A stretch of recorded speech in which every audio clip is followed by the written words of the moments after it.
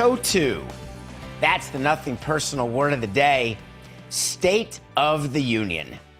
I don't know about the rest of you, but yes, I did stay awake, obviously. I watched the entire State of the Union, the entrance of the cabinet and the people and the president, and then the entire speech, which lasted about an hour and 45 minutes. I forgot to start my stopwatch.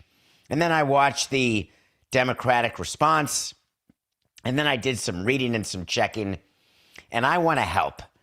I want to give everyone just a couple minutes of talking points, bipartisan, honest talking points, so you can all have it. Let's start with the most obvious. Everybody lies.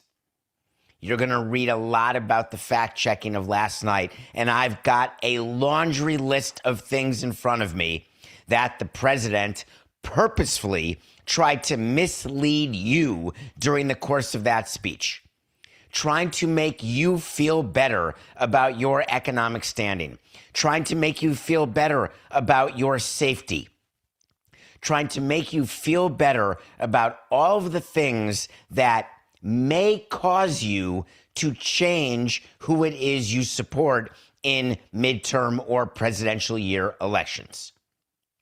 And President Trump would be only the latest president to do the exact same thing. Does it bother me, the lies that were told last night? It certainly does. Does it mean that President Biden in his last State of the Union only 2 years ago did not lie? No, it doesn't. He completely overstated, Biden did, what the actual deficit was and the decrease in the deficit was. He completely overstated job creation. Sound familiar? Trump did it also. It's almost like a rite of passage that the State of the Union is meant, because it's supposed to be an address to Congress, but it's televised, so it's an address to you, the voter. People in the chamber, whether they're standing or sitting or applauding or not applauding. And by the way, side note on the applause issue, 20 extra minutes, I assume, was because of applause. I got stuff to do. How about we make the State of the Union like a tennis tournament? I want total silence during the points, and it's all points. You can applaud when they are introduced, when they walk in the chamber, a quick applause. When it's over, a quick applause. But if he's not going to take a break between games or between sets, then no break, no applause. You know how much time we'd save? And I'm not trying to disrespect the Congressional Medal of Honor winners, emotional manipulation. I'm not trying to stop you from cheering for anyone who has an Olympic gold medal. Though, Coca, I cannot believe what was in the head of those men's Olympic ice hockey team players' heads while they were being absolutely used as political pawns, much like everyone else who was introduced there. But by the way, both sides do the same thing. You bring in people to the State of the Union who have good stories. They've either lived a long time, which becomes a good story. You live to 100, you're going to get recognized. You fought in a war, you're going to get recognized. You're the last living person who had his plane shot down, you're going to be recognized, as you should be. Of course, I'd like people to be recognized way earlier in their lives when they can stand and revel in the applause and the adulation. But every president, every administration will bring in certain ETs. And I don't mean aliens. I mean emotional triggers. How can you not be emotional when you are hearing about heroism, when you are hearing about people who lost a spouse or lost a child or had a child run over by a truck, or a child or a person who got killed on mass transit? It's all of our worst nightmares. Side note, in Charlotte, the killer was not an immigrant, as Trump said. It was an American. I don't quite understand why a speechwriter or a cabinet or an advisor or a strategist or anyone who's paid money to get Republicans elected again which is what the object of the game is, why would you encourage false statements when you know they are so easily proven wrong? If you want to lie, you lie about something that cannot be discovered. I had sex last night with my wife. You could say that. No one will know. Instead, you give facts. You talk about U.S. foreign investment of $18 trillion. Your own website says 9.7. Why would you say 18? It's not accurate. There's no reason for it. 9.7 sounds pretty good. Don't tell us that the tariffs are paid for by foreign countries. It's not true. It's patently not true. Tariffs are paid for by companies. And those companies pass on those expenses to us. When you bring people in, and both sides of the aisle do this every year, hey, this person saved $1,000 on the worst disease possible and now is living a happy life as a great mother, or getting IVF, or doing all the various things that you can do. Everybody does it. You bring them in. Except in real life, those stories are very few and far between. When you talk about there's no tax on tips, there's no tax on Social Security, you're not telling the truth. And it's literally in the code. It's in the big, beautiful bill. There's no reason for it. And it's not as though Trump wrote his own speech, though there are times when he's off speech in his words, in his tone. You can tell the difference, like the last 3 minutes, outstandingly written. That was a message that needs to be given to the American people. The State of the Union, which is supposed to be a State of the Union, you're addressing Congress, you're asking them to pass bills. The State of the Union should be the state of our union so we can actually see what the state of our union is. For me, I watch the State of the Union and I have less idea than I did before what the state of our union is. I know that we are not involved in the largest tax cut ever. I know it, and so do you. Because this is not the largest tax cut ever. Tax cuts are measured as a percentage of GDP. At best, what the tax cut is that Trump did is the 6th best, maybe the 9th best. But the hyperbole takes away from the message. And the reason I want the message to be clear is so that we can all decide if that's, in fact, what we want. I'm sitting there wondering, when I'm walking around the streets of New York City or the streets of Washington, D.C., about safety. D.C. is the safest city ever. It's not. Measurably, it's not. Today, it's not. Inflation at an all-time high under Biden. Not true. It's just not true. I have a great stat for you. Just inflation, just so you know, what the cost of gas is, it ain't under $2. You can find like 4 gas stations out of 150,000 where it's under $2. Good luck finding those. Go get them. He didn't inherit the highest inflation ever when he took office. It's just not accurate. The highest ever was in 1920 of 23.7%. In December of 2024, inflation was 2.9%. Now it's 2.4%. It's better. It's definitely better. Why is it in a court of law, there's an expression that we talk about in law school, Coca. When you don't have the facts, you argue the law. When you don't have the law, you argue the facts. When you have neither, you just yell. When you're having a negotiation, or when you're having a disagreement, or when you're doing business, or when you're having a debate about your favorite sports team, or who the GOAT is, Jordan or James, have you ever gotten into a debate where you know very well that the other side is getting a point across that's accurate, like in a fight where the professional fighters jab, jab, jab, jab? You're like, God, those hurt after a while. Those debate points are true after a while. It's true, it's true, it's true. And all of a sudden, you don't know how to respond. You're too tired to respond, or you don't have the ability to come up with a cogent response. What do? Everyone does the same thing during an argument. When you're arguing James versus Jordan and you're just tired of the argument or you're not getting anywhere, you just start name calling, or you walk away, or you get angry, or you say, oh, you don't know what you're talking about, you're an idiot. This is what we do in the world of sports, in the world of business, in the world of politics. If what we do is what we're always going to do, and we're okay with that, then I'm okay with that too. You want me to be the instrument of change. We all have platforms. Let's be the instrument of change on whatever size our platform is. I want to be the instrument of education. I want to be the instrument of understanding. I want to be the instrument of decision making.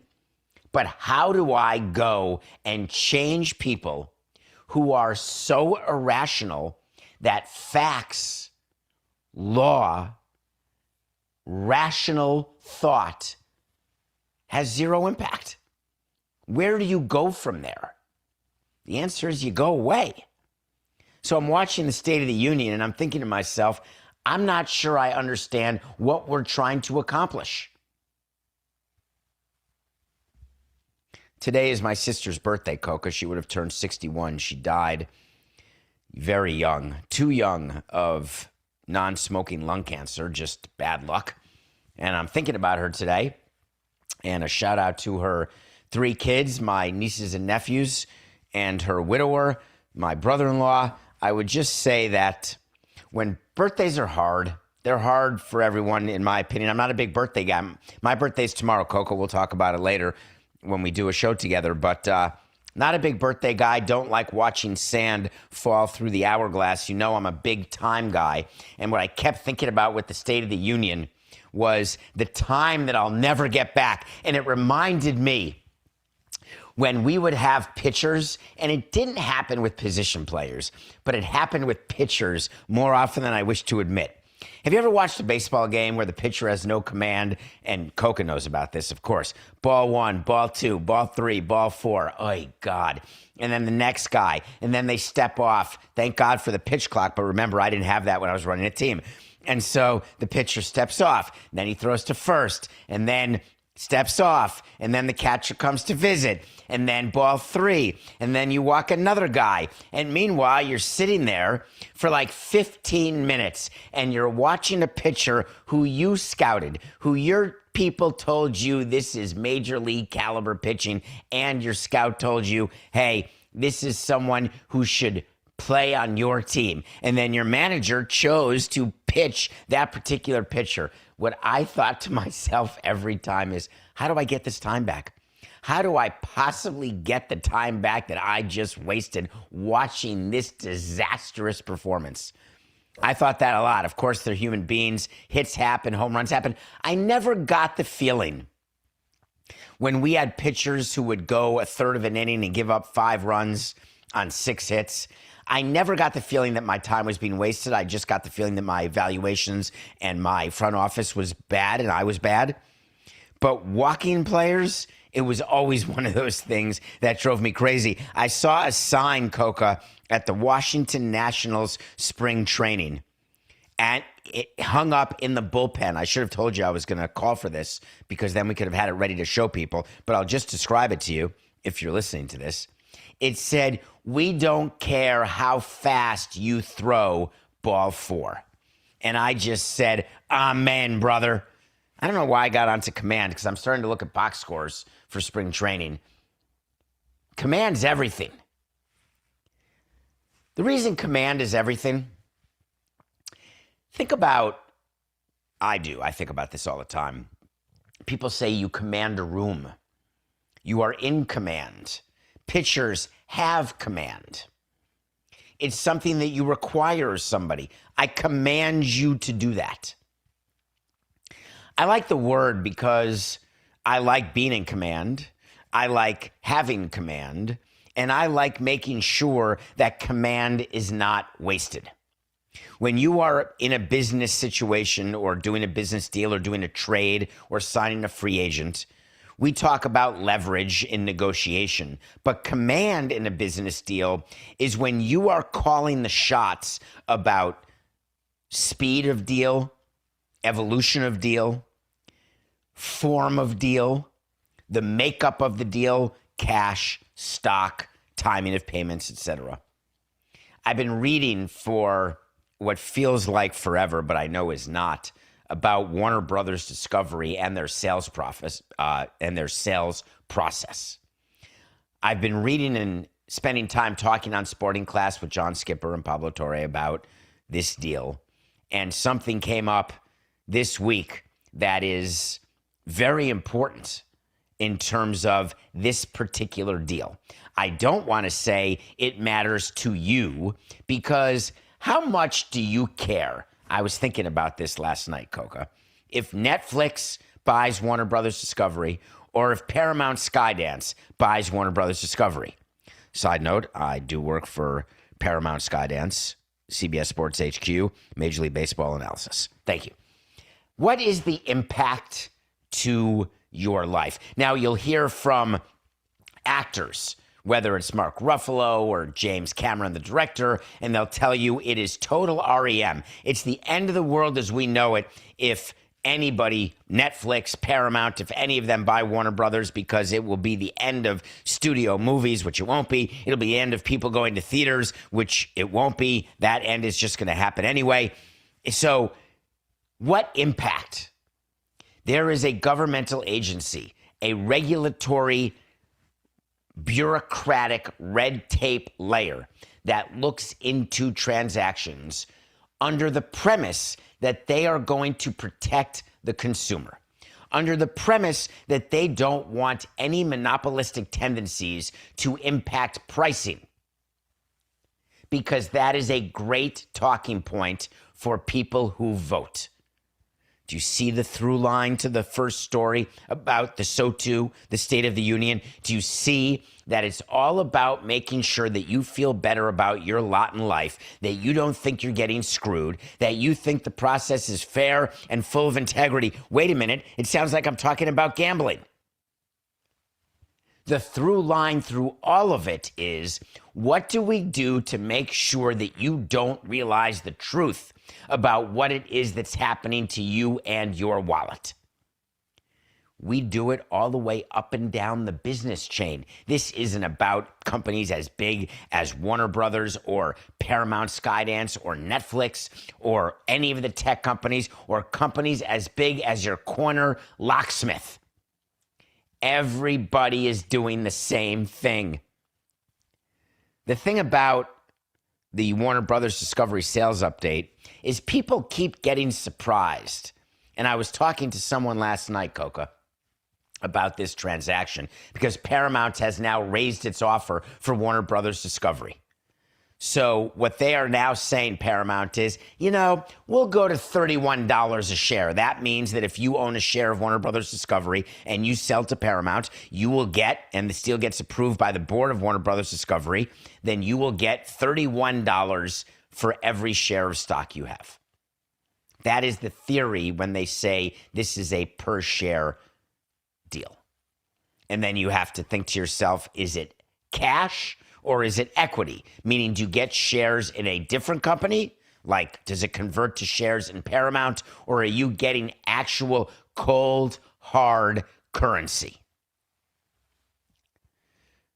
You see, Paramount was never out of this. Netflix had an agreement with Warner Brothers Discovery, but in that agreement, it was not a binding agreement. It was an agreement that included something called a breakup fee, which means that if Netflix doesn't get an opportunity to buy Warner Brothers, then Warner Brothers has to pay Netflix almost $3 billion. It's called a breakup fee. That means that we promise to try as hard as we can to get a deal done with you, but if it doesn't work, then we will pay you for your time. Why? Because if I am a seller of an asset, and I spend time exclusively with one buyer, and I don't get a deal with that buyer, then I have wasted time that I could have been spending talking to other buyers, and it's possible that other buyers will have reallocated their capital to other deals, which could screw me. So what I do is I take what's called a breakup fee or a termination fee, that if I don't get the deal done to sell to you over here, you pay me money. It's like opportunity cost. Think about you, how you spend your day. Opportunity cost is everything. Every choice you make of how to spend each hour, the opportunity cost is what you could have been doing in that particular block of time that would have been different and maybe more productive, sometimes less productive, sometimes the same type of productive. But measuring that is how you measure something called opportunity cost. Hey, I could have been making $50 this hour, but instead I made $25 this hour. Therefore, the opportunity cost of choosing to do the lower paying activity was $25. Life is opportunity cost. We all pay opportunity cost every day because of the decisions we make, and that is absolutely normal and hard to quantify. What's not hard to quantify is when you're negotiating with a different buyer than the original buyer who has the termination fee. It's very easy to come up with what you need from that other buyer. You need a better offer for your assets, meaning Paramount needs to pay more than Netflix was going to pay. And also, Paramount has to pay for the breakup fee that Warner Brothers would have to give Netflix. And that's just what Paramount decided and agreed to do. They said, not only will we offer you $31 a share, but also we will pay the $2.8 billion to get Netflix out of the way. And then on top of that, however long it takes this deal to close, we will increase our offer. If this deal closes before September 30th of 2026, then we've got ourselves a deal at $31. But if it closes after, we will raise it 25 cents a share every quarter we don't close. Very common in the business world, because what Warner Brothers would say is, hey, if it takes 5 years to close, your $31 per share, it's not really $31 because we'll be 5 years from now. It's sort of like taking credit for having the most people working in the country ever under your presidency when there are the most people working because of normal population growth. And every president, Democratic and Republican, says the same thing every single SOTU. We got the most people working, the fewest people unemployed. So the other thing that Paramount is going to make an offer for, which I love, is they are going to say to Warner Brothers, if we do not get regulatory approval, we'll pay you $7 billion. Let me get this straight, Warner Brothers said. If we cut a deal with you, which is higher than the Netflix deal, and we get to bump it up a quarter for every quarter that we don't close, and you're going to pay the $2.8 billion to pay Netflix, hold on, and if this deal doesn't happen because of a regulatory issue, you'll pay $7 billion, and then we still own all the assets? Why would Paramount Skydance ever offer to pay $7 billion? It's the same reason that I would offer the County of Miami-Dade an 80% flip tax if the Marlins had been sold in the first couple of years of operation of construction and opening of a new stadium in Miami. You can offer someone a number that is so sexy, that is so large, that is so beyond the pale, that it has this seductive quality, and it is inversely correlated to its importance. Paramount could have offered $10 billion regulatory termination fee. They could negotiate and give Warner Brothers a $30 billion regulatory termination fee. Do you know why they can offer that? The same reason I could offer the flip tax in the publicly available document that you have, or could have if you wanted to look at. Stadium agreements, all public. It's that I had inside information. I knew the team was not going to be sold.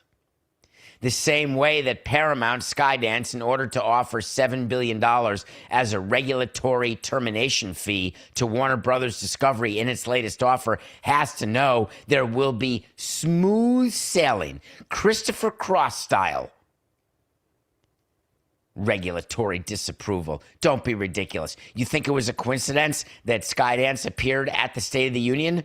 We talked about it yesterday.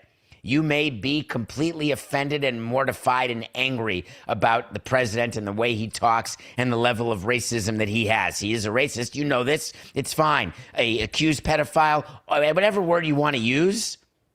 The fact of the matter is that there is one area where businesses can be very clear, and businesses like that because investors like that. If you took a poll, and we can't put on the Levitard poll, we shouldn't even put on the Nothing Personal poll, but if you took a poll, what is it that CEOs want more than anything? It's the same thing that team presidents of sports teams want and what owners want. Do you know that what we want more than anything? We don't want surprises. We want to know the exact rules of the road, and then we will decide whether we want to drive our car. This president makes it very clear who he will do business with and what it will take to do business with him. And most presidents on every side of the aisle are just as clear. If you want X, you will do Y. We can't talk about it because it's rules of Fight Club in here, but just know you want regulatory approval, here's what it's going to take. So what happens now? What happens now is that Paramount makes this offer. Netflix will have about 4 days to respond once Warner Brothers Discovery pivots and says the Paramount offer is now better than the Netflix offer. Trust me, that's about to happen. Paramount did not up its offer just out of nowhere. They know the Netflix offer, and they know what they have to do to beat it. They also know that Netflix has 4 days to respond. Netflix could up their offer to be the same as or better than Paramount's offer, but then guess what'll happen? Paramount will have another chance to raise its bid. And for those of you losing patience with the sales process, why? You're the ones who get taken advantage of. You're the poor ones. You want to make money. You want to win negotiations. You've got to be willing to maximize your ability to profit. Maximize your ability to get the most for whatever asset you're selling. Warner Brothers Discovery is in no particular rush of any kind. This segment is presented by MoneyLion. Download the MoneyLion app or visit moneylion.com to learn more. MoneyLion. Make money easy. The Atlanta Braves have decided to go Fleetwood Mac. They are going their own way when it comes to TV broadcasting. As one of the 9 teams who walked out of Main Street Sports Group because of their impending bankruptcy, 9 Major League Baseball teams left. 8 of them signed on for Major League Baseball to produce, distribute, and generally take care of the TV broadcast for these teams. The Atlanta Braves announced yesterday they were not going to be the 9th. The Atlanta Braves have decided to start something called Braves Vision. Keep in mind, the Atlanta Braves are a publicly owned company, one of the only 2 in sports that I can think of, Green Bay Packers and Atlanta Braves. But the difference is the Atlanta Braves and the nature of their public company. I guess I could argue, Coca, right now that the Knicks are owned by a public company because it's a lot of stock, but it really isn't. It's owned by James Dolan. The Atlanta Braves are truly owned by the public. And what they did is because of that fact. You're going to read a lot of articles and you're going to read a lot about this Braves vision and say, why is this different than what MLB could have done for them? Well, the Atlanta Braves have a larger home territory than the Marlins, certainly. Then I would say if I were to rank, and I have no basis of this. It's totally anecdotal. Some teams have more square miles because of the group of states in the middle that don't have baseball teams. But when it comes to total audience possible availability, the Braves have a huge network and I believe would have the most people. What the Braves said is that we want to do it ourselves because that's what we used to do.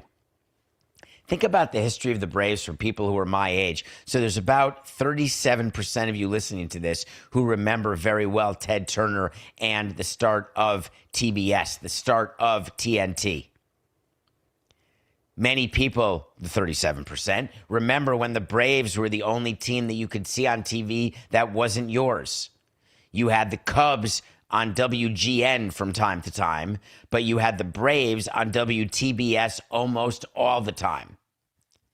The Braves were running their own TV network, and they were profiting from the continental reach of that network and the ability to play by a different set of rules than the other teams played by. This has now changed. What hasn't changed is their home territory and the size of it. And when you are the president and CEO of the Atlanta Braves, Derek Schiller, you very simply say, and it's a very, very sort of simple quote, "This endeavor will bring the most vital link to our fan base, our television broadcast, back under the control of this organization." Generations of Braves fans were raised watching games on a network that shared ownership with the baseball team. With Braves Vision, we believe that we can present Braves baseball in new and innovative ways. This is the president of the Braves talking. That sounds a whole heck of a lot like the quote that was given about MLB's ability to produce in-house, by MLB's ability to take the local rights and monetize them, not as well as your old regional sports network deal, but a lot better than you could do individually as a team. The Braves believing that they're going to present their games in new and innovative ways that MLB will not be able to do with its teams in-house is patently false. They don't have the ability to do games any differently than MLB does. They can choose different score bugs. They can choose a different look. But MLB, for distribution of its teams, is doing the same thing that Atlanta will do to get distribution of Braves Vision. There is no discernible difference that required a quote by the president trying to make the other owners feel badly or stupid or, wait a minute, did I get misinformed by my group? Would I have made more money if I'd gone out on my own and not been under baseball's wings? And the answer to that is an unequivocal no, not just for the 8 teams who went to MLB this past offseason, but also for the Atlanta Braves. There is no reason to think that when the Atlanta Braves go out and get distribution for Braves Vision, that they will be able to cut a different deal than baseball would have been able to cut for the Braves had the Braves gone under the MLB umbrella. The biggest concern that you should have about this announcement is the labor impact. Why is it that the Atlanta Braves are swimming upstream and choosing to be on their own when they know very well? Terry McGurk, the chairman, knows this very, very well. What the commissioner's trying to do is collect everybody's rights, packaging them out so that everybody makes more money and this local game becomes more global, where blackouts become a thing of the past. The timing of this announcement, having nothing to do with the State of the Union or presidential politics, the timing of this announcement around the bargaining of a new CBA fascinates me. If I'm Major League Baseball, I'm extraordinarily disappointed that the Braves are starting this right now as we head into bargaining, and that it makes it look like we are not a united front as owners in what we are trying to accomplish. I always wanted owners to not compete anywhere but on the field.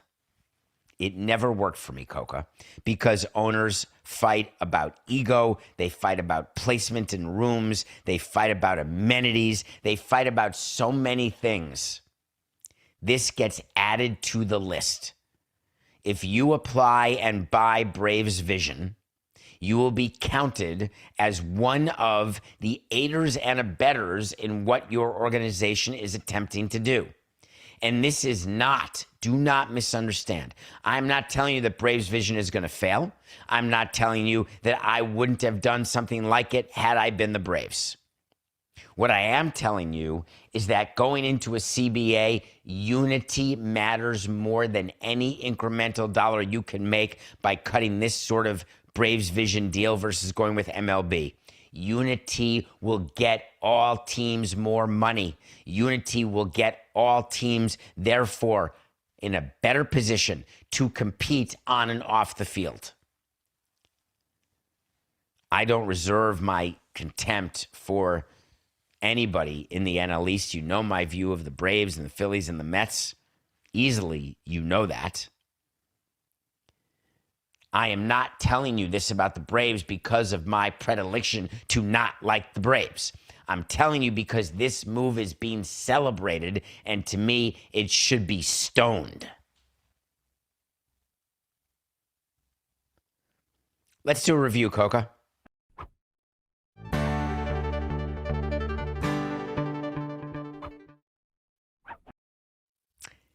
I'm reviewing a movie that is not nominated for an Oscar, but I really thought she had a chance. It's a movie called Eleanor the Great. How many of you have been, just out of curiosity, have been scammed? Now, there's a ton of levels of scam. What's the worst level? The worst level, I think, clearly would be when you lose money. The money scam. When you get a call that your relative is in jail and you have to send bail money, or when you get hacked, or when you get robbed, the good old-fashioned mask and gun Billy the Kid type stuff. Well, there's another thing that's going on, and it's going on way too much. It is the fraud. Yep. Fraud. No, not that fraud. Not the fraud that was lied to you during the State of the Union, the $19 billion in fraud from Somalians in Minneapolis. That is not accurate in any way. I'm talking about the fraud of the people in their skivvies who are calling up old people and saying, hey, if you don't give me money right now, I will destroy your life. And these poor old people, instead of calling their kids to say, is this real? Should I just hang up? Because you're being called by a boiler room. You're being called by a phone bank. You're being called by an incel in his basement. All of it is happening right now. If your antenna is not going up for these type of calls, go to Radio Shack and get another antenna. It's got to be the first thing you think. What's the downside of me getting a post wrong, Coca? I repost a video that I think is real and it's not. I repost news that I think is real and it's not. A little embarrassment? A little of, oh, I can't believe they were talking about the UFL rule changes. I thought I heard NFL rule changes. Yeah, embarrassing. That's the end of it. When you get your identity stolen, when you get money stolen from you, it is a totally different house of cards.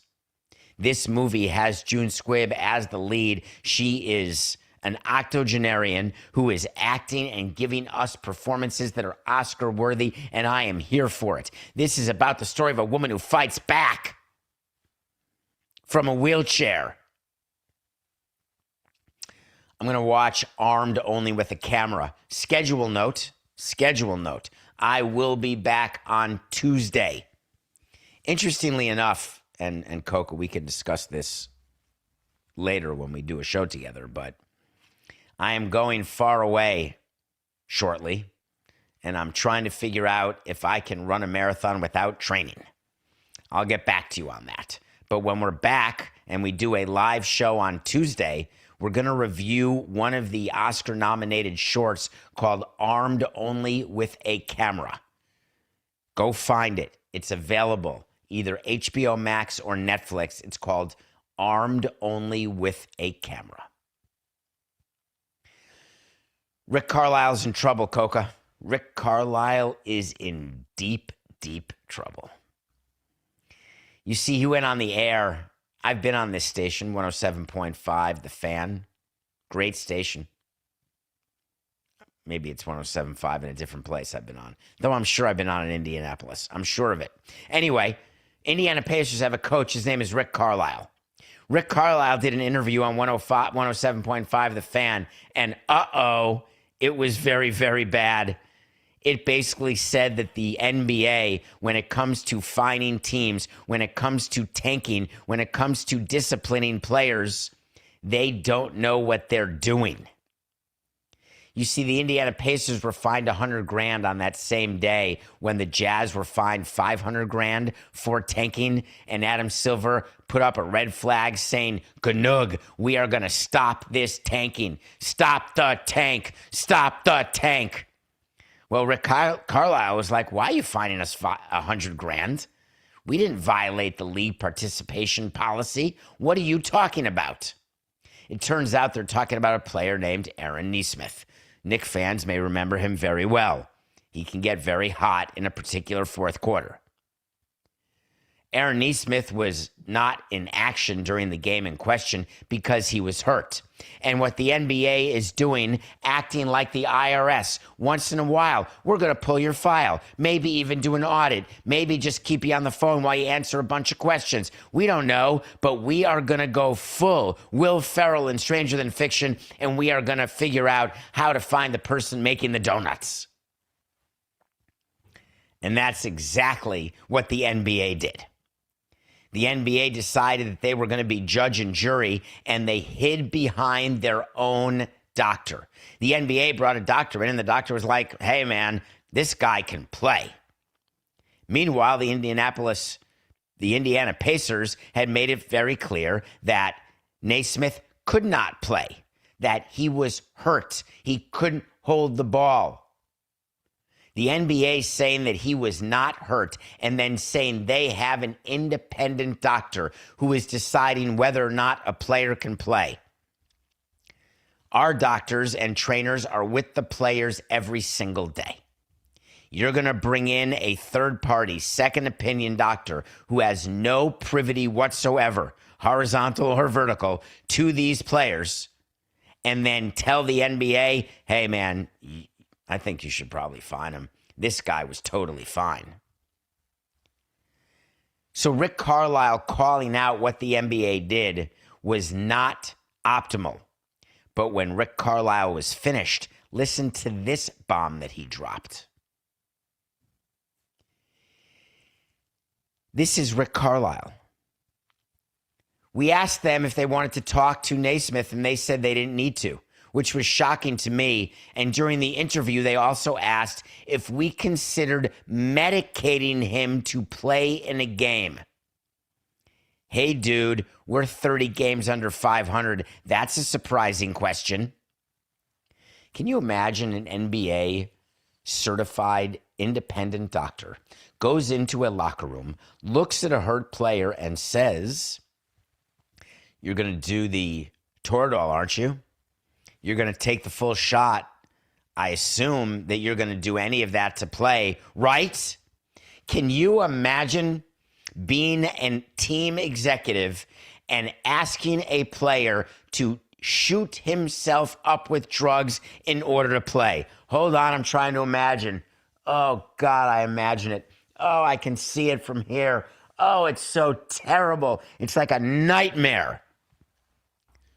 Did I ever acquiesce in 18 years as a president to pitchers who I knew were taking shots every 5 days just to start? And I said, "Hey, probably not good for you long term, but hey, I'd like you to pitch today or tomorrow." If MLB ever walked into my clubhouse and ever looked at one of my players and deemed that my player was ready to go when I did not believe my player was ready to go, that would be the end of my support for Major League Baseball and the commissioner and his office. They're not going to ever do that. The fact that there is a rumor that Rick Carlisle was saying, because it was not firsthand, but it was secondhand, which I guess counts if the firsthand is reasonable, but the rumor, the question, the action, hey, dope up your player and get him out there. Anybody can go 0 for 10 from threes. He doesn't need to even be able to run. The reason why the NBA had to respond to this and respond they did is that if you are impugning the credibility of the National Basketball Association and you are saying that their doctors basically who are not even examining the player are coming in and saying, hey, just medicate him and get him out there, you're going to get a statement together really fast. And the NBA did. Coach Carlisle's description of the process that went into the decision to fine the Pacers is inaccurate. An independent physician led the medical review. In addition, the Pacers GM and the team's senior VP sports medicine and performance were interviewed as part of the process. That's an interesting statement by the NBA, isn't it? Just because we're involved in the process doesn't in any way mean that we helped decide whether our team was going to be fined. It's not as though we made you ask a question about whether we should medicate that player to play. Now, could it happen the other way? Do you think that the Indiana Pacers front office sat down with the NBA and said, dudes, bro, here's my plan. Just stay with me. Wink once if it works. Wink twice if it's illegal. We're gonna give our guy so many drugs that he's not gonna be able to see straight, but we're gonna get him out there because we want him playing in this game right now. You have no idea how badly we're gonna dope his buttocks. Can you imagine a team ever doing that? What are you asking permission? Believe me, you don't have to ask the league before shooting up your players ever. They shouldn't want to be involved in that way. What's gonna happen? Do you think the $100,000 fine is going to be reversed? No. Do you think the NBA is going to change what it does and no longer send an independent consultant? Doctor? No. Could it be that the independent doctors will now ask to examine the player and the player certainly does not have to acquiesce to that request? Could that be what's next? No. What's next is that Rick Carlisle will get fined for what he said.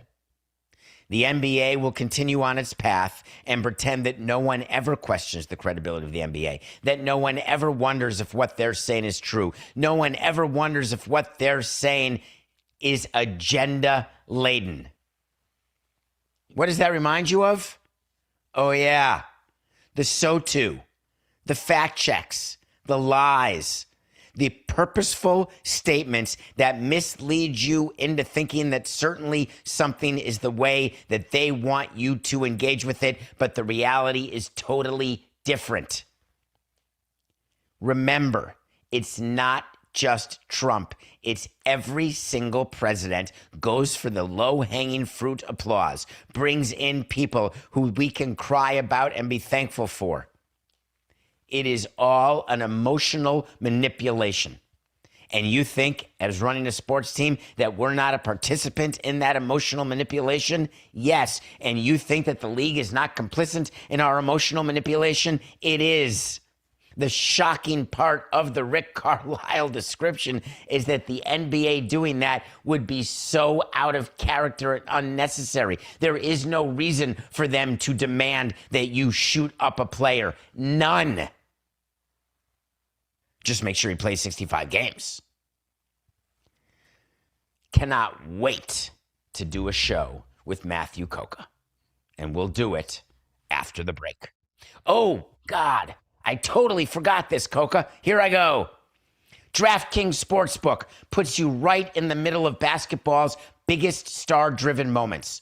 Bet player props, bet live, and when a game turns fast, DraftKings has your back with early exit. If your player gets injured any time in the first half, your bet stays alive. And once it settles, you still get paid in cash. That's built-in protection for star-driven bets backed by DraftKings. Download the DraftKings Sportsbook app and use code Samson.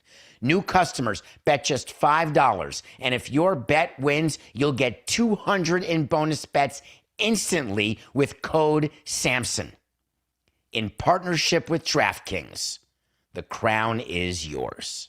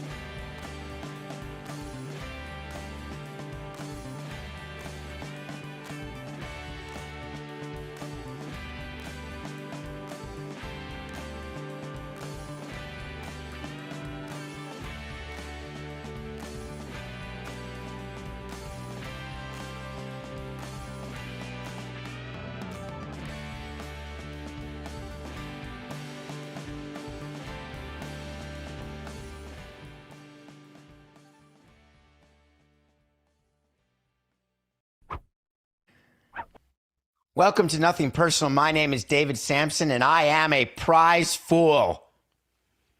On a previous hour, you heard me do a review. I watch a movie every day. I didn't watch Eleanor the Great just yesterday. I keep a list of every movie I'd seen, and I wanted to make sure that that movie was reviewed so that you would see it. And I went on for 3 minutes describing the movie Thelma to you. Eleanor the Great is directed by Scarlett Johansson. It's about an older woman who takes on a Holocaust story as though it's her own. It's a great movie with a great performance by a great actress, and I totally got it wrong because we are a live show. The chat, Nothing Personal with David Samson, is the YouTube channel. Hit subscribe, get in the chat, and tell me what an absolute fool I am. I'm sorry. I'm sorry to Scarlett Johansson. I'm sorry to Colin Jost. I'm sorry to June Squibb. But now you got 2 movies to see. Thelma, which I've already reviewed, by the way, in a previous episode, and Eleanor the Great. Eleanor the Great is a much more serious situation. Although, you know what? Scams are serious. Not as serious as the Holocaust. Making up your own Holocaust story, but why did she do it? That's why it's worth watching the movie. Thank God this is time for Coca. I may just take the next hour off and have Coca just ride us home right now, because that's a first in over 1,400 episodes, Coca. In hundreds, 1,400 movies reviewed or TV shows, that I gave you the wrong one. Happy birthday to me.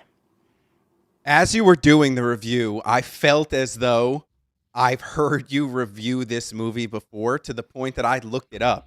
I looked up, is Eleanor the Great based off of Thelma? And it didn't pop up. And I was just like, all right, maybe it's the same type of movie. Maybe it's the same actress and she's just retelling the movie. It is the same actress. Is it really? Yes. So then That that part is I got. that's probably what confused you, Oh, and for why sure. I didn't get an accurate answer from Google, is because it told me that the actress was in that movie. So I was like, oh, she's just retelling this true story, and they made another movie based off the same premise. But you're in my ear the entire show. Why wouldn't you have been like, hey, are you sure this is the right movie? Like, Because I've while never we were seen doing it. I've never seen. How am I supposed to know? Most of these reviews that you're doing, I'm learning about the movie for the first time too. Like, I've never seen Eleanor. I didn't see Thelma. So I didn't know what the movie was about. You can't don't blame me for this. You know, Please. blame what year you're turning, right? You could just do that. I feel like you're at the point in age where you can just say, Oh, no. I'm getting old. Is that I'm up it? there. Is I'm up there. 58? Am I done? Well, I feel like I that's could a be. good. I feel like that's a better excuse, is to just be like, sorry guys, I'm just getting a little older, made a little mistake. So it is hard. I will tell you, as you know this, I think the audience will appreciate, when you're doing 2 hours, and we used to do it 5 days a week. We're down to 3 days a week. I want to get back to 5 at some point. I just don't know how at the moment. But when you are, without a net for 2 hours, there are things that happen for sure. And we don't edit the show, which I don't want to ever edit. I want people to see the real me. I want people to see the mistakes and live with the mistakes. But I got to tell you, it's not that I feel 58, which I am now. It's that I recognize that I have to make concessions that I didn't want to make before. So one of the concessions that I'm working on very much professionally and personally is grace, and giving myself a little grace when it comes to things. And it's an athlete equivalent, Coca. When you're an older athlete and your brain tells you that, oh, I can make that pass, or I can run that race, or I can do that show, but your body doesn't allow it. And your brain thinks you're young and you can do it. And I'm giving myself the grace to know that my brain may be tricking me. Yeah, well, the way that most people celebrate their 58th birthday, I do not believe it is going to run a marathon. I don't think that's what most people do. So you're going to have to give yourself a little bit more grace this time around, because that is not what I foresee my 58th birthday being, is going to run a marathon. Well, let me start by telling you that when I was younger, when I was your age, I certainly did not foresee my 58th being what my 58th is. I didn't foresee my family situation. I didn't foresee the fact that I'm this out of shape. Yes, I am going to Tokyo, and I am going to try to complete the marathon. And I got into this. It's hard to get in, and I'd found a way in. But this was well before my daughter got sick, and I thought I would train, and I thought that I'd go, and it would just be a victory for me. Instead, I did not train. It is not a victory. I knew always the race was on March 1st, and I knew that I would have to travel on my birthday, February 26th, and the thought always was that I will give up 14 hours of my birthday, which is crazy. You know me. I stay up all 24 hours of my birthday. You've known that about me forever. That's my thing. I want to maximize my birthday. Because I'm flying to Tokyo, my birthday is actually not going to be 24 hours because of the 14-hour time change. I take off Thursday morning and land on Friday night. That's a true story about how you get to Tokyo. So, cut to, on Sunday, I'm going to try. and finish 26.2 miles. There's going to be walking involved, plenty of it. I'm going to try to finish without being swept off the course by the checkpoints because you have to finish at a certain time. And then I'm going to get on a plane Monday and get back to you, Coca, so we can do a show Tuesday. It is. So what are the steps? Like, what do you normally do when you are traveling overseas to go do a marathon? What is, I mean, I don't need an hour by hour rundown of what's happening, but what's like the first thing that you are going to do to try and prepare for something like that? Well, this one's different, but in previous ones, when you land, you do an immediate run. And I got practice doing this with when I did 7 marathons in 7 days on 7 continents, where we would fly to different continents in consecutive days and just get off the plane and run a marathon. And what's smart to do is when you get off the plane, you just do a quick 3-mile run just to get your legs going. But again, this is not normal because I haven't done the training, so I'm not prepared. I'll do a couple of miles when I land, and that's it, and I'll do them slowly. But that's the first thing. The next thing is that there really is no reason to acclimate. The biggest misconception people have when traveling is the concept of jet lag. I am a conspiracy theorist when it comes to jet lag because you can sleep when you're tired and you're awake when you want to be awake. It's like Lost in Translation, if you've seen that movie. When you fly to Japan, you're up a lot. You're up during the night. I spent, Coke, I'll tell you one quick Japan story. It's not even Ichiro related, but I took calls. I stayed at the same hotel, the Park Hyatt, where Lost in Translation was filmed. And I would stand in the driveway during the middle of the night when I was there, because with the time difference, you're doing business in the States during the day. And that's how I would spend my time in Japan, is during the day, I'd be doing business with Japanese people. And then during the night, I'd be doing business with American people. And it was perfect for an insomniac like myself. And there is nothing more peaceful than a Japanese hotel at night. It is just you, and it is perfect. And for the Tokyo Marathon, my plan is to land Friday night and likely go straight through until Sunday morning when the race starts, which is Saturday your time.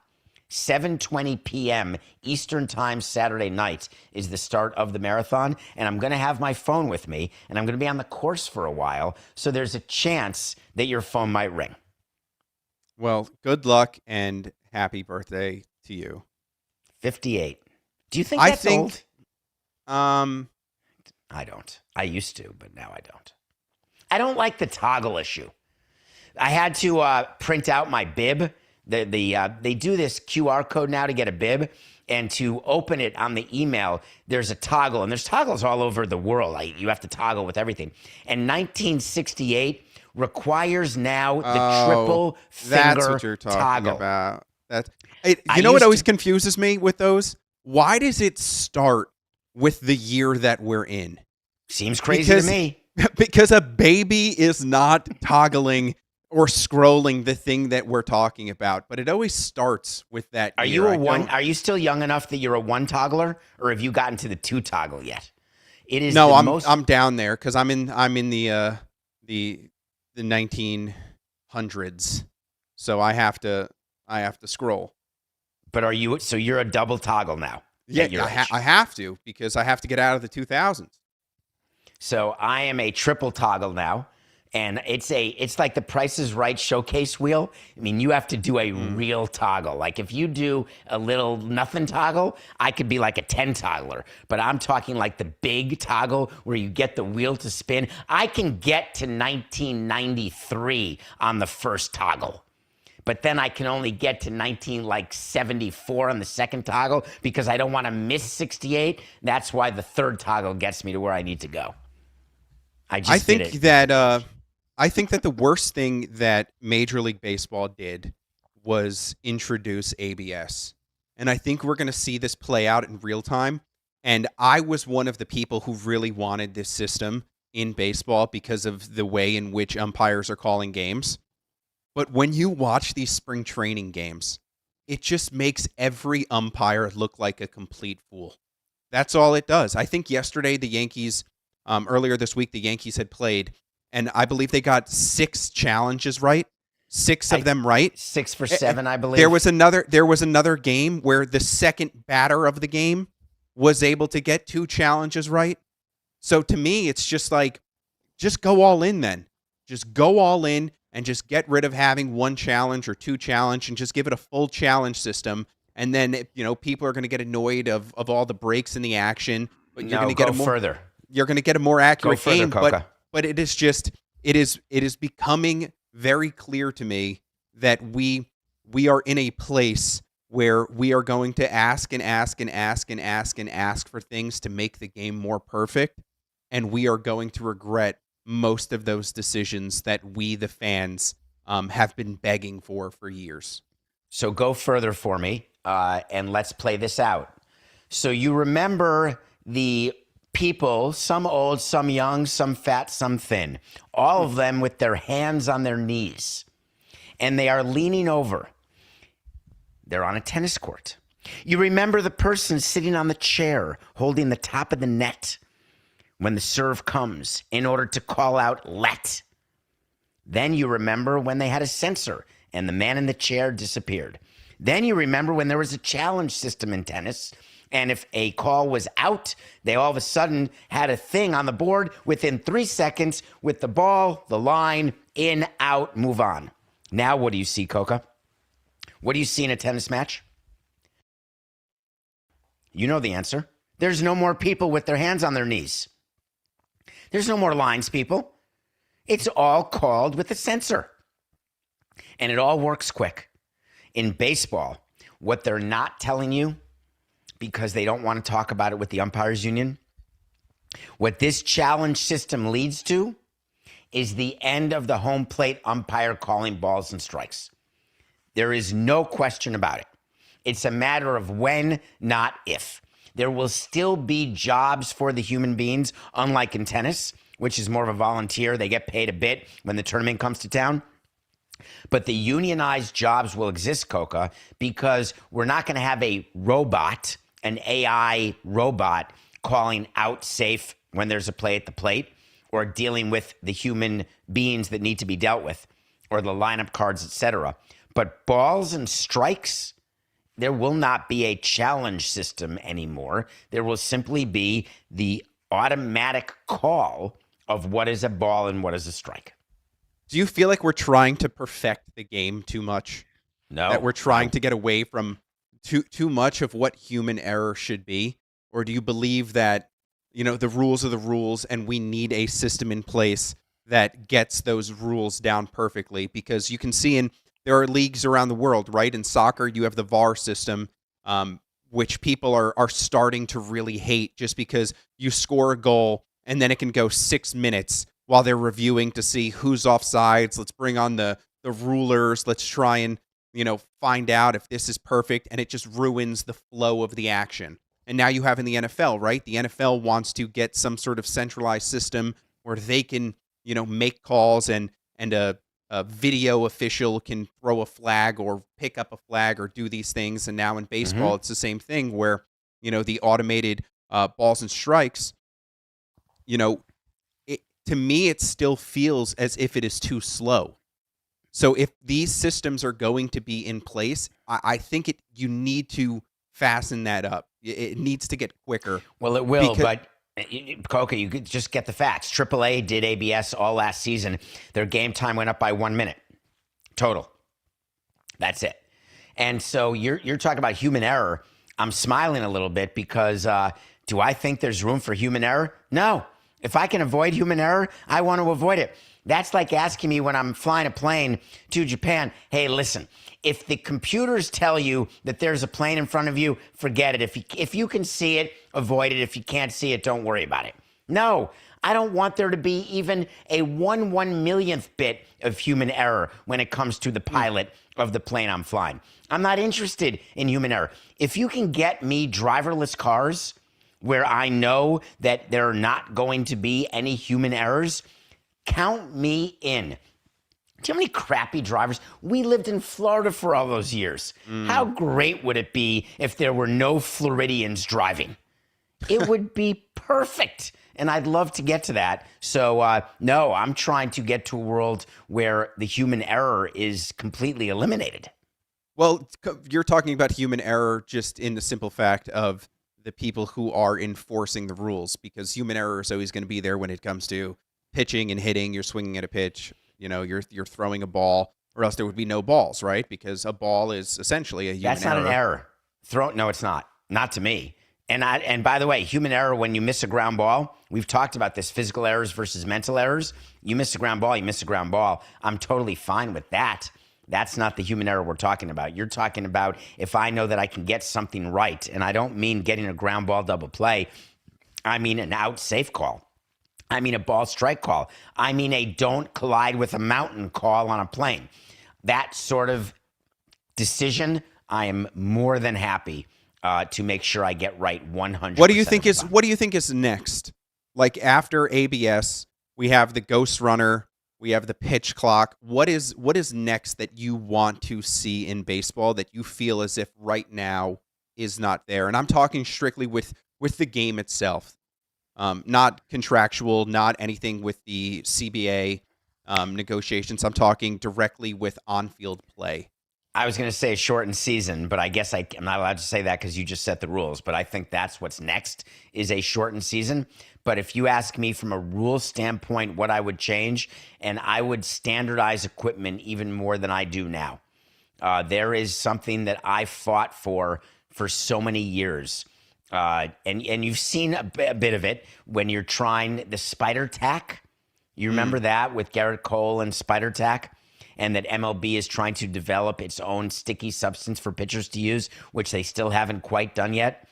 And when hitters come up and they've got these pads and they've got the shin pads and they've got the elbow pads and they protect their feet from foul balls and all of these things, the reason I don't love that is that it gives hitters more comfort to stay in the box and not be as concerned about pitches that are up and in. And commanding the inside of the plate is the most important thing in order to be an effective pitcher. Not just up and down in the plane, raising the plane and lowering the plane, not just changing speeds. It is command. It's everything. It's what we've talked about on previous shows. And commanding the inside of the plate is how you help basically get hitters out. So when hitters get all of this equipment, it enables them to be more comfortable hanging onto the plate.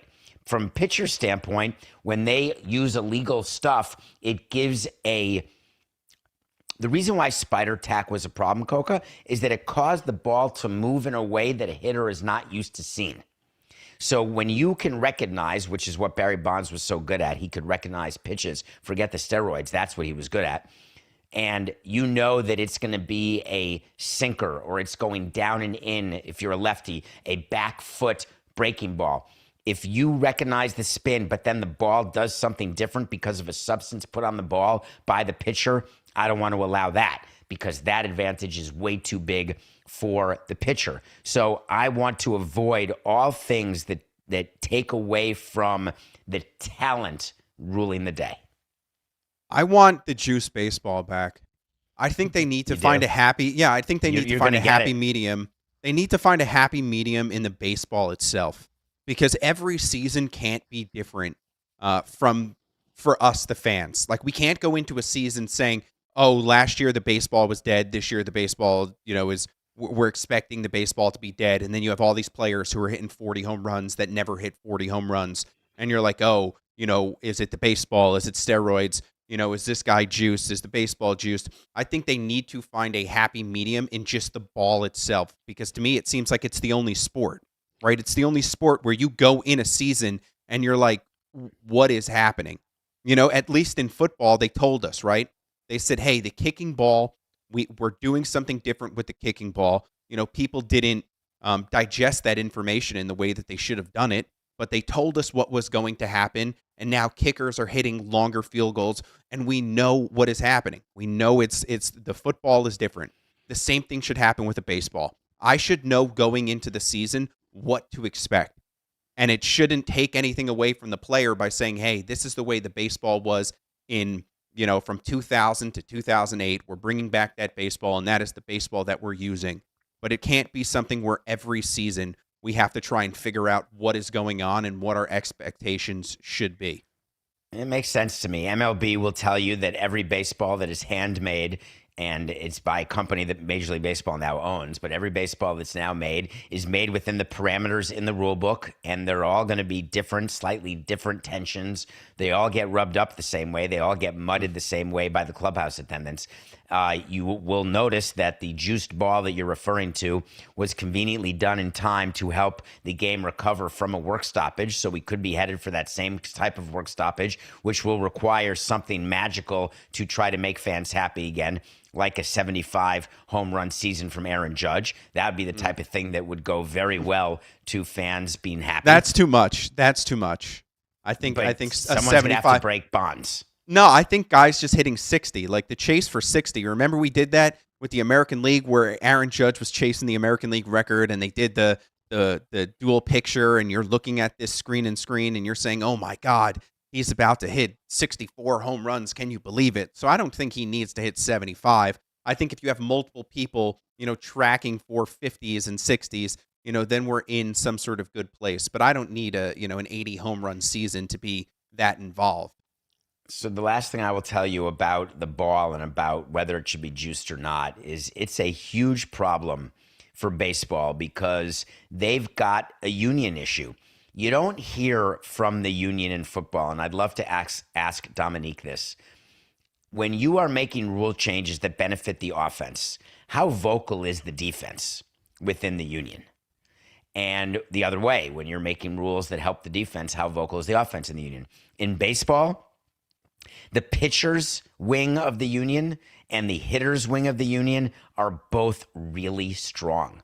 And they both very much get in the way of changes that help one side or the other. They are not a very cohesive union because when you make a suggestion or a rule change that will benefit the hitter, the pitcher's side goes crazy and stops it from happening. So it is it's something that we think about a lot in baseball. How do we deal with such a fractured union when during negotiations we want that fracture, but we want that not based on position, actually. We want that based on salary, totally different. During the course of the collective bargaining agreement, we're happy for the fracture to be by position, but during negotiation, we prefer the fracture to be by salary. So spring training is taking place, and this week, Connor Griffin, I think he's like the number one prospect in baseball for the Pirates. He had 2 home runs in a game. So outside of service time manipulation, what are you looking for in these prospects when you're putting together what will be your active roster for the season? How do you know when a guy is ready? How do you know what you need on your team? What are you talking about? What goes into these evaluations of these players? Because a guy can, hit 600 in spring training and still not make the team. And then for a fan, you're a little confused, right? You're like, oh, this guy looks ready. We just saw him. He looked great in the Grapefruit League. When are we going to see him in the big leagues? And once again, baseball is the only sort of league in which you see prospects dominate. You see the draft, and then you can not see that player again, maybe ever, because they don't take they don't take the next step. They get traded that season. So it is a little different. And I think, just some insight into the building of an active roster would help the audience understand a little better. Well, let me go back to Connor Griffin. You're talking about the Pirates. First of all, let me go a little further back. The Pirates, what an interesting situation. Bob Nutting, the owner of the Pirates, gets pilloried by everybody. Your team stinks. You've never won. You don't invest in payroll. You don't surround yourself with good players. You don't sign veterans. You're going to waste Paul Skeens. Meanwhile, they could have the best position player and the best pitcher in the game, and they've done it by drafting and wherever they've been in the draft, number one. Number two, the Pirates front office. During spring training, and I've had my share of phenoms. Just go back to the Hall of Famer Miguel Cabrera. During spring training, we knew that Miguel Cabrera was not going to open the season with us, but we knew that he was coming this season, and we knew we were going to bring him at a time that would be advantageous for us from an arbitration standpoint and a free agency standpoint. That was straight service time manipulation. Could Miguel Cabrera have made our team out of spring training? Absolutely. Was there anything he could have done to make the team out of spring training? Absolutely not. The decision was already made. Whether he hits 1,000 or he hits 100, whether he hits 10 home runs or 0 home runs, the decision's made. The Pirates are in a bit of a different situation because, A, this kid's 19, but Cabrera was young too, but that's not why. There have been teenagers in baseball. Robin Yount was called up in one of the Hall of Fame careers, started as a kid, but that's not what I'm talking about. The rules have changed that didn't exist when I was there.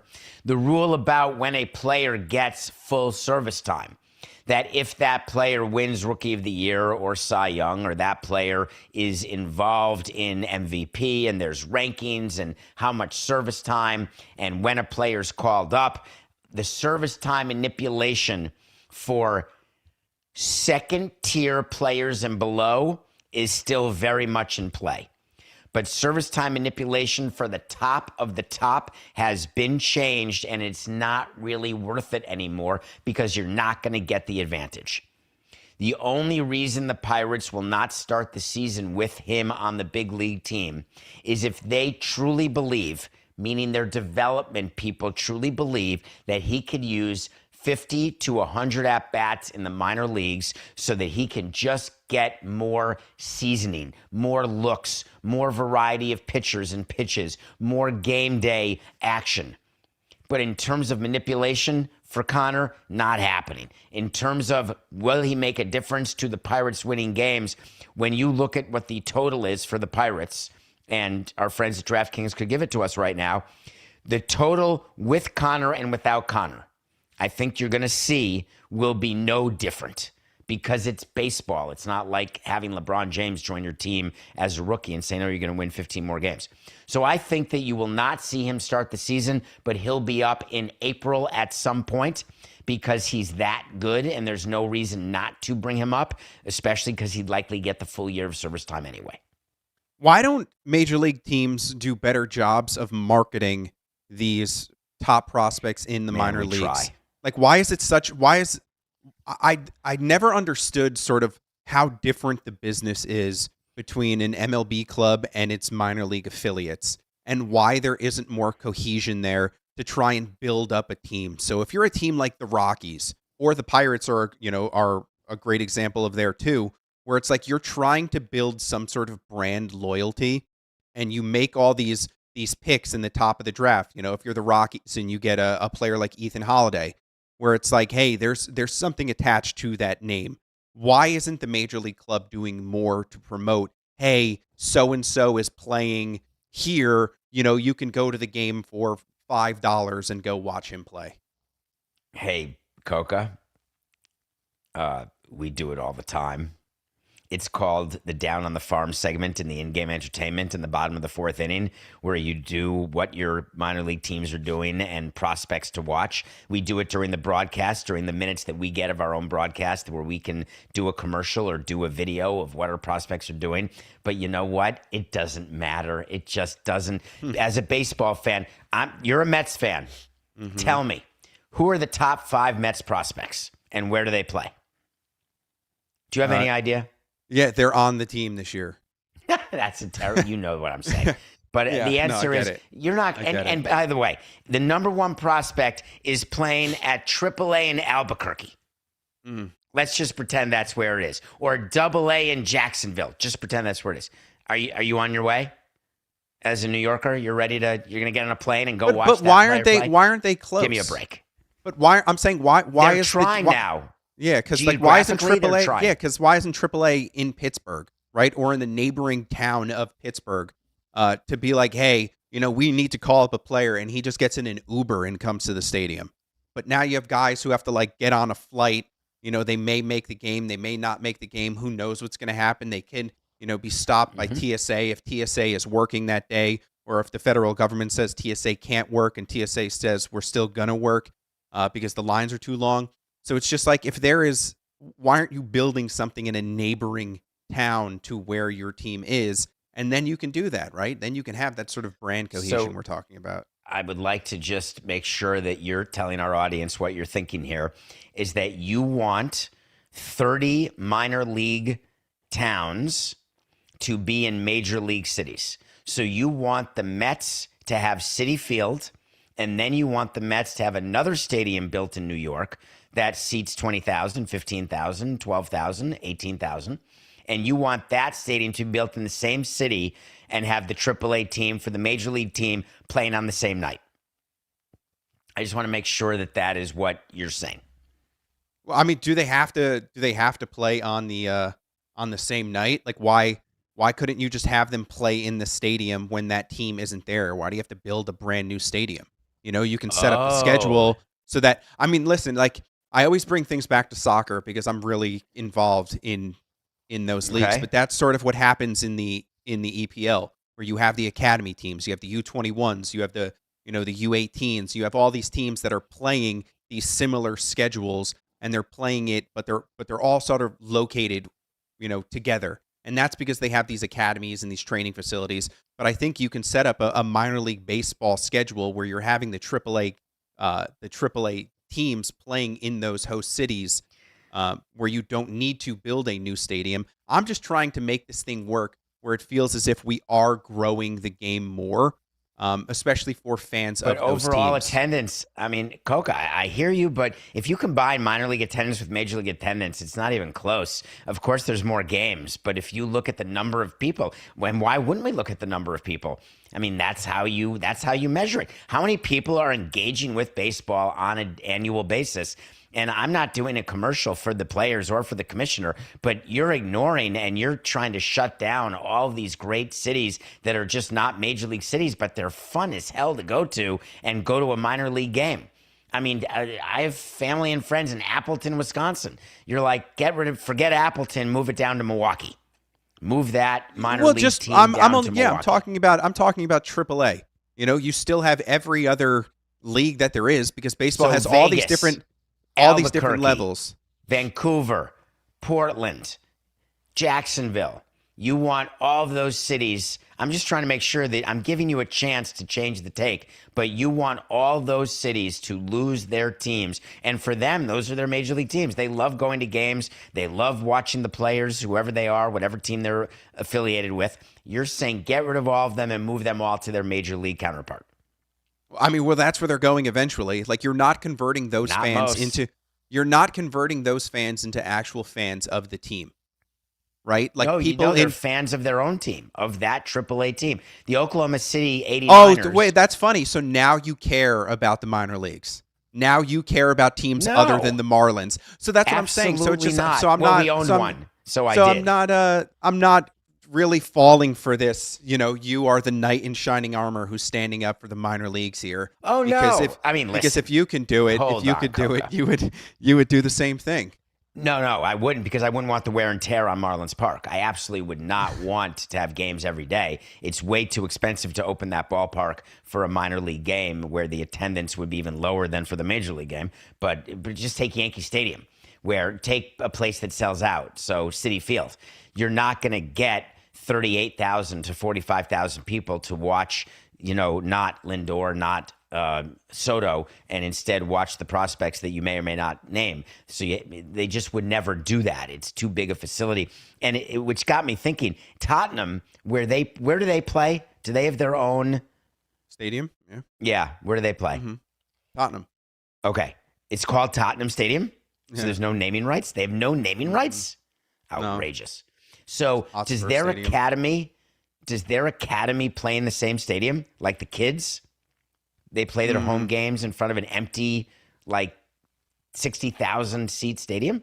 Honestly, that one I don't know. They might play at the training facility. Like, there might be That's games what I there. would think.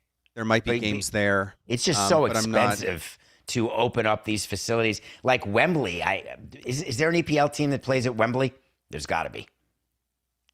Or do they that one only play? I don't think so. Chelsea? I've been to Chelsea. Whatever. You understand my point. I just don't think that that's happening. But your point that you started with is, for 25 years, I've been trying to get people interested. We've been trying to make the draft interesting that people want to watch. It hasn't worked. We're trying to get our own fans interested in the young players who are coming up. It doesn't work, because at the end of the day, what we found out from fans is thank you for letting us know that you've got great players who are not playing for us. Tell me when they will play for us and tell me when they're going to help us win games. And that we can never tell because the majority of people, when you say fish on the farm is what we'd say, down on the farm, the majority of them don't ever make it. They're really having great years or having great weeks or great this, but we're not going to truly pump them and do a bobblehead for them when the odds are still 50-50. They won't even get a cup of coffee.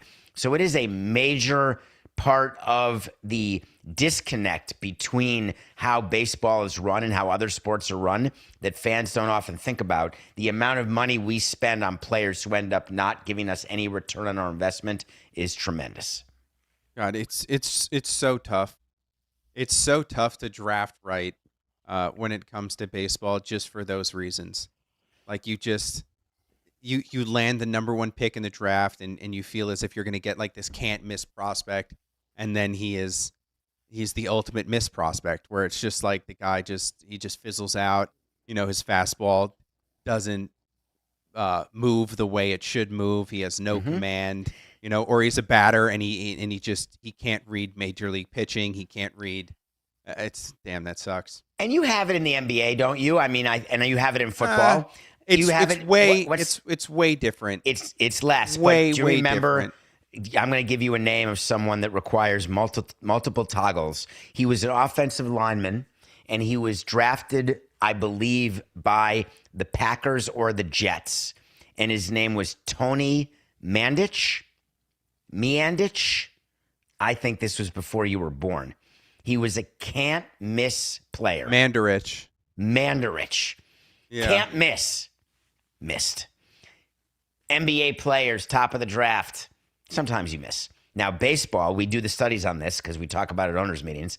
The percentage of first-round picks who do not significantly help your major league team is greater in Major League Baseball than any other sport, and it's not particularly close. But it's certainly not 100% in the NFL or the NBA. But the difference that we can't account for is the timing.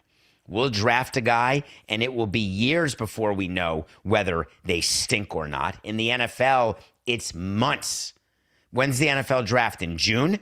And so you draft the number one guy, and then they start playing in September, and then all of a sudden their number one offensive lineman is getting called for holding, or he's not even the number one offensive lineman. You know that in months, and in baseball it's years. And there's no way to legislate against that. So Pat Riley just got a statue with the Lakers. I don't really care for the statue, whatever. That's not the conversation I want to have. One of his comments was about coaches. And he thinks that coaches should go back to wearing suits on the sideline because they need to look more professional. Where do you stand on this? Because I feel as if you are 150 million% for that change. Do I miss Tom Landry and Dan Reeves? I do. Is it funny watching Bill Belichick in a cutoff hoodie? It's fine.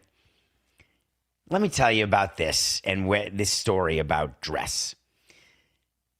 We would look for clothing sponsors. Hey, will you dress us? Will you, whatever, Brooks Brothers, Robert Graham, whatever you are, do you want us to wear your clothing when we're on camera? They're called jersey sponsors on field. They're called clothing sponsors for people who are on camera but not in a uniform. And what the NBA did is they cut a deal. What the NFL did is they cut a deal. And that deal called for a certain, take a look at NBA benches. Have you not noticed that there are 12 coaches per team and they all have the same quarter zip on? I assume you've noticed that. There is no discernible difference between the head coach and the 10th assistant coach other than who gets to stand up. And there must be the competition of who's the second row coach versus the first row coach. That's got to be huge. I can't believe Maurice Cheeks has been stuck in the second row for so many years. Stop holding down Mo Cheeks. But anyway, there's payments. You look at NFL. So head coaches, they're wearing the headsets. All of them are sponsored headsets now. For crying out loud, they sponsor the goggles that are used in post-celebration victories at the end of a season. So what I would suggest doing is getting a clothing deal that pays as much as the on-field clothing deal does. The problem is a regular suit company will not do that. It's simply not worth it. The price point is too great. For what coaches wear on the sidelines in the NBA, there's a lot more accessibility to fans to buy that and wear that than there is for someone to buy an Armani suit. There's just not enough people buying Armani suits that Armani would sponsor the dress. So practically, it's not going to happen. Aesthetically, listen, I'm the guy who, when I got to Florida, I am put in a Wall Street dress code because I grew up on Wall Street with a dress code where I wore a tie and a suit every day. And that was the dress code when I got to Florida. And I had a meeting with someone right when I got there who said, dude, it's too hot here. No one wears ties. You got to get rid of that. And I said, no, we're a professional organization. We will dress. And then yeah, but what if the head coach, what if it was just the head coach? What if you just said, hey, the head coach has to wear a suit, the assistants just everyone to else, the quarter zips? Yeah, just to differentiate, who is actually in charge. Because there could be a play and you have 50 guys jumping up and running to the sideline, waving their arms in the air. So it's just like, I understand where Pat Riley is coming from, and I thought I would disagree with him, but the more that I think about it, I feel as if the head coach should be held to a higher standard than the rest of his coaching staff, where it's like, yeah, he is the actual leader of the team. You want it, you want to make sense of that and pick that person out. But in the NFL, like in other sports like the NFL, maybe we get away from the capri pants. Maybe you don't see Mike McDaniel wearing those if he's up in the booth, so we won't have to be Did that bother fall you? victim. Yeah, it did. Why? It did. Win games. Win games but first. what if you and were then winning you can games? then you can turn your swag up. Like then you can be whoever you want to be. Like Sean McVay has a ring. Sean McVay can do whatever he wants. He can roll up his sleeves. He can wear those tight fitting athletic shirts. Do whatever you want. You got a ring. But like you're Mike McDaniel, like dude, like just pretend for a little bit, and don't pretend that you are this, the winner that you think you are. Win the games first, and then turn your swag up. Could you remind me where he's the coordinator now? Yeah, he's with the Chargers. Okay, so do you believe that he will wear the same clothes as the offensive coordinator as he did as the head coach? I've been thinking about that. Like, do you have the ability to have individual expression in that way when you're one of 10 coaches? And the other thing I thought of is when you're talking about sideline, the Pat Riley statue has him, he's calling a play there. It's not him cheering. This is him actually calling a play. And with his blazer, his sort of blazer pulls up. But anyway, when I look at the sideline of an NFL game, when I go to a game, there's so many people holding up signs and plays and talking and have headsets who are communicating. I don't really know who's in charge at an NFL game. In an NBA game, it's the head coach. It's the one guy pacing around. Everyone else stays seated. So it's very easy to discern. Were there ever conversations in baseball about getting the manager out of the team uniform? Because it's always fun. It's always funny to me watching these guys run out there, in their little baseball uniforms, like they're about to go, take the plate. But then I don't know. Does Booney, right? Like he wears the sweatshirt a lot. I feel like he always has like the Yankees always has sweatshirt. the jacket. It's a jacket or a sweatshirt. And yes, there are rules. And we had individual team rules where Joe Girardi wanted to not wear a uniform, and we made him wear a uniform because there are managers who never even put the top of their uniform on. They only go right. And Boone is one of them. I bet you Boone does not ever wear the top of his uniform, and our owner would not allow that. And it's interesting because you're told what the on-field uniform is and what is allowed to be worn if you are in the dugout. So there are regulations that the union has approved that come from, it's called on-field apparel. And so you can't walk into the dugout with your shorts on, but there's batting practice apparel, there's game apparel, so there's different levels. And the clubhouse attendant each spring gets a list and then distributes to each player and then labels it so the players know this is batting practice, this is game, and this is pregame. This you can stretch with. And it's always fascinating because you got to keep track. And there's one coach and one clubby who's responsible. Part of what they do, they have to look in the dugout each day to make sure that the players have the appropriate on-field game apparel once the game starts.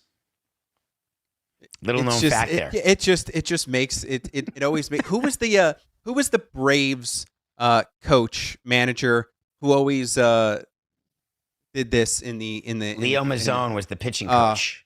Yeah, best. he was a bobber. Best. But Yeah. he had the greatest pitching staff in the history of pitching staffs. And I think he was bobbing saying, I'm so lucky. I cannot believe that I have Glavine and I have Smoltz and I have Avery. Oh my God. Wait, there was a fourth one. Glavine, Smoltz, Maddox. This can't be Maddox. Thank you. And so, oh my God, I'm so freaking lucky. These guys, every single day, I throw an ace out there. When this schmuck with the Marlins or the Expos, they're throwing out a number 20 starter. He's so bad. I can't believe how bad he is. That's what Leo Mazzone would do. All right. Well, we are closing in on the end of the episode. We are here. So I just want to say happy birthday. I love you. You are going to do great in Japan. I know you are going to crush it. Even if you have to walk to finish, it's all about, just going out there and trying and attempting. And if you do it, great. But I think it is more about the attempt and it is more about pushing yourself to try and do it. Thank you. So I know you are going to be consequentialist, Coca. Yeah, you're going to be disappointed if you don't finish it. But, you can always go back to the hotel room and rewatch Eleanor the Great, and maybe on Tuesday you'll get that review right. Have a good day. Hey, thank you, everyone, for everything you do for me. You keep me going. You're the wind beneath my wings. It's just business. See you Tuesday. This is nothing personal.